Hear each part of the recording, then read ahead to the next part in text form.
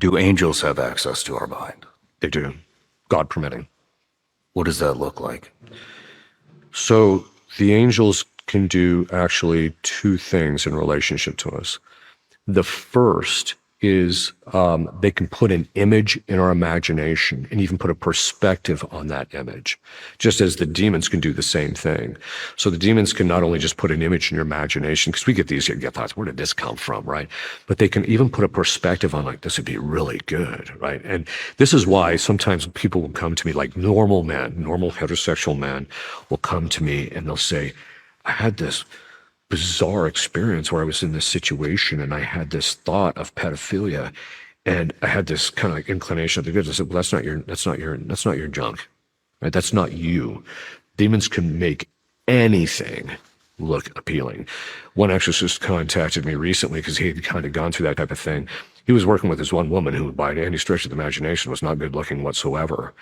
But when she walked in the door during one of the sessions, the demons skewed his perceptions and his in relationship to it. And he said he looked at her and he felt this inclination, like, she's just beautiful. And then he realized intellectually, he was like, that ain't true.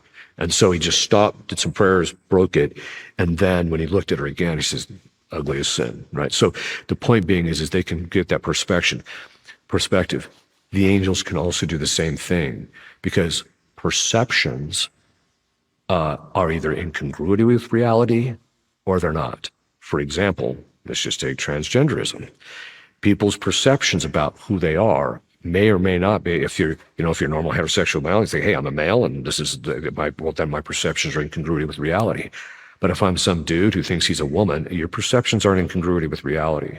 And so demons are constantly trying to put perspectives on it that either exaggerate or skew or falsify your perception of reality, whereas the good angels can actually do the opposite. They can put perspectives on the imagination, and then so that you get a greater perception of, this is the truth of the matter. This is the reality of it.